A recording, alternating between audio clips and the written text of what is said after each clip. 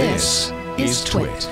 In December, we talked about our concerns about Facebook's new messaging app for kids. Now, a group of 100 pediatricians, psychiatrists, educators, and other experts have sent a letter to Facebook CEO Mark Zuckerberg urging him to discontinue the Messenger Kids app. One of the experts who signed that letter is Dr. Jenny Radetzky, a developmental behavioral pediatrician and lead author of the latest guidelines on media and young minds from the American Academy of Pediatrics.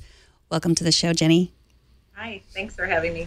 So I know that they talk to a lot of experts. They claim to talk to a lot of experts, Facebook did, about Messenger Kids. I'm assuming you were not one of those experts. We're learning now that some of those experts were actually paid by Facebook in different ways. What do you think is the biggest risk for kids and Messenger Kids?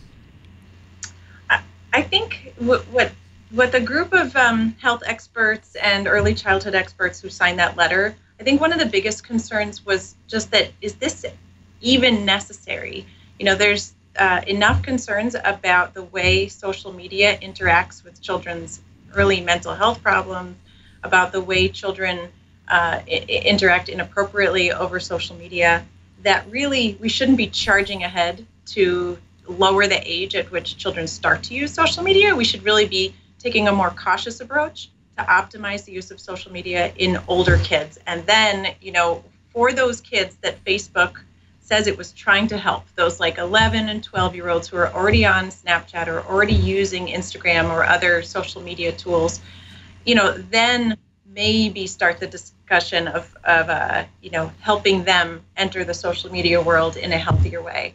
The idea that a 6-year-old or a 7 or 8 or 9 or even 10-year-old is ready to start interacting in a mediated space, you know, over a screen, over text messages that are, it interrupts some of the natural abilities to read each other's nonverbal cues, to know when you've upset someone else, to know when you've crossed a line. That sort of messiness is just so much more likely when you're still immature socially and you still don't even have a well-developed sense of who you are as a person yet at those young ages.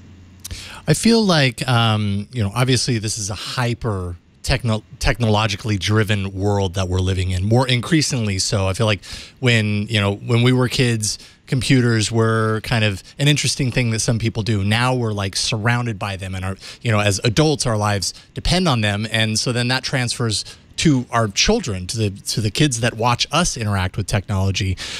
Is there, just as playing the devil's advocate, is there any reason to think that by not exposing kids at a young age to technology, that we're not setting them up for success in a world that is driven by it? I think lots of parents that I've talked to, especially parents from low-income communities, a lot of the parents of my patients, they worry that they're putting their child at a disadvantage by not introducing media at a young age. So one of the things we tried to say in the new American Academy of Pediatrics guidelines was, do not worry that your child will be left behind if you don't buy them an iPad when they're 1 or 2 or, you know, in that young early childhood age range. So much of computer use or media use is not about how much you can swipe and tap and download and play apps. It's really how you think constructively about, how should I use this as a tool? How do I use this to create something that's, my mind is making up what I should be doing. I'm not just following what the app developer wants my mind to be doing. Yeah, right. So when we're talking about early childhood, like 0 to 5, which was what our AAP guidelines were for, we really wanted to help decrease the hype that parents might feel about, oh my gosh, I've got to introduce this early so my kid can keep up. Now, when it comes to a school-age child whose brain development is ready to start interacting more meaningfully with media, like my 8-year-old does some really cool coding games. He has worked on some early like word processing to write stories, to, you know, connect and learn new facts from the internet. That's an age when there's so much potential to start using media and computers as a tool for learning and creation. But social media and video chatting is just not that platform, I think, for learning most of the things kids need to learn at those ages. You know, if we want to talk about digital citizenship and what it means to be part of this now hyper-connected community, I don't think that just doing like silly faces with cat filters on them, and lots of emojis is the way to teach that. I think I've had conversations with the Facebook group that developed Messenger Kids, since our letter came out. They're eager to hear some feedback. They, and I've said some of these concerns to them that, like, is this really the platform to teach some of these skills? Why don't you kind of rethink it? And, the letter did say, please pull it back, rethink it, and, maybe introduce something else if it's really good. But we really did want them to elicit more feedback from more of us, not just the few researchers that they had interacted with before, that they had funded, but that they had existing relationships with.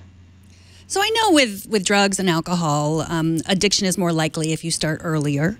Do you think that is the same with technology? And what about tech addiction? Is that real? What are your thoughts on that? Yeah, I mean, I don't use the word addiction because I'm an early childhood researcher, and we don't have addiction in early childhood. But I'm not going to argue that addiction shouldn't be a term that we use. There's a lot of controversy between media researchers about whether we should or shouldn't use that term. I feel like we should avoid the infighting and probably just decide to study the processes that lead up to such problematic media use that people want to call it addiction.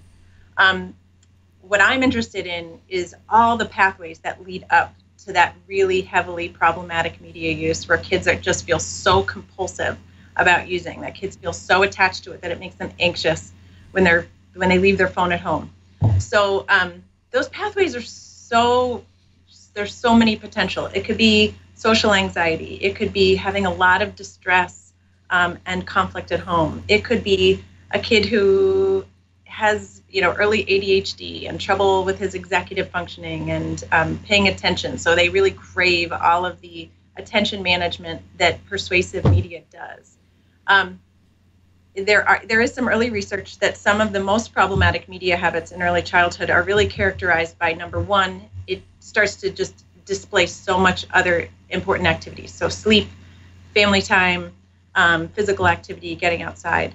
The other thing that is concerning to early childhood clinicians is when parents use media a lot to calm kids down. Like, it becomes the go-to thing that we grab for child distress, for child boredom, for a child who's just skinned their knee in the park and otherwise needs a parent to just help them calm down rather than using an external regulator to help them calm down. So again, this is all in like really, really early stages. And I think what I want to emphasize, though, is that one of the reasons I don't really focus on like a clinical addiction is that that's one end of the spectrum of the really severe issues that some kids have developed with technology.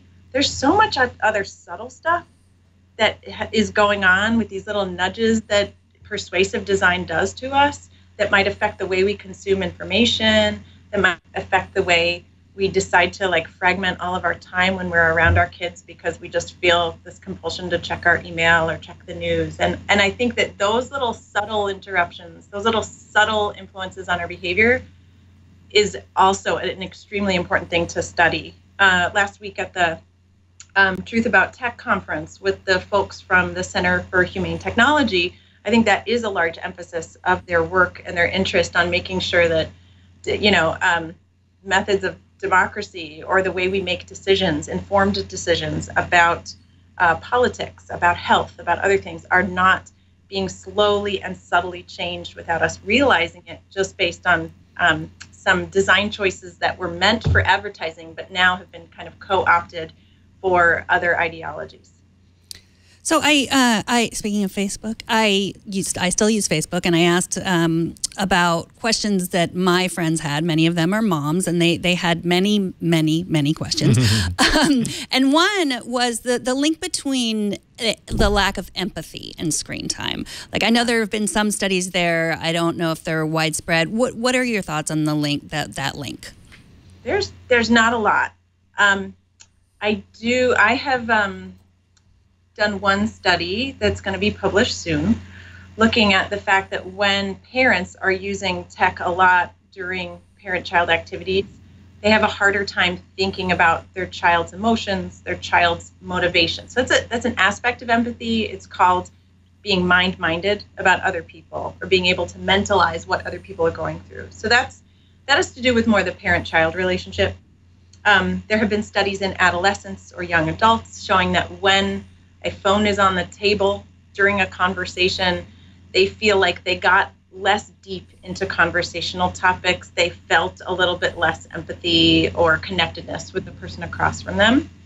And then there's one study in early childhood that showed that the earlier technology, such as television, videos, or mobile devices, were introduced, the harder time kids had when they reached preschool age with theory of mind tasks. Now, theory of mind is part of empathy. It's how we think about other people's thoughts and motivations and ideas. So there's a little bit of research. I wouldn't say that technology is the only cause of any kind of empathy deficit or difficulty we have with relating to one another. And I'll go back to that idea of, grabbing technology whenever we're bored or distressed, because those are those moments that are really important for our own emotional development, to be able to sit through and sit in and handle and figure out what to do, either if it has to do with our own emotions or our kids' emotions. Kids learn empathy by watching us respond to their emotions, be able to control our own emotions when they're kind of triggering us or riling us up, and then we kind of contain what they're feeling and say, okay, I think this is what you're going through, let me help you handle it. That is a big part of developing empathy in early childhood. I have theoretical reasons to feel like when we are interrupting a lot of emotion regulation with grabbing a mobile device to calm us down or distract us, that we're missing out on those interpersonal opportunities for developing empathy. I still don't have research on that, but it's something that I'm kind of working on, and hopefully we'll have results in the next couple of years. We also had another question about toys versus tools, which is a big one. And I think like something like Minecraft, which is a great tool for learning. Is there a way that can also be problematic for some kids? I love Minecraft. My kids play it. I like it because it's not very gamified. It is really unstructured. So the child is given a wide range of things to work with. And the affordances of Minecraft allow the child to really do a vast variety of different things. So that's kind of why I like it. I like more unstructured apps like the Tokaboka apps. Mm-hmm. I like some of the coding apps, that really are more about the child figuring out what to do rather than, the apps I hate are the ones that are just closed loop. Here, match the letters, match the numbers, do this little task that the app is telling you to do.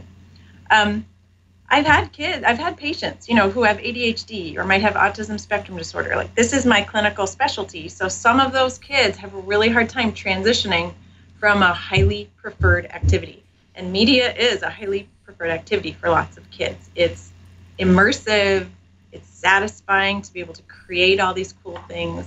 And it's hard to transition away from. So that's probably where parents describe the most kind of tantrums and conflict in their family, is just setting limits around media. When I started to let my 8-year-old play, I made a rule that, he could build up the amount of time he was playing based on positive behaviors during the week.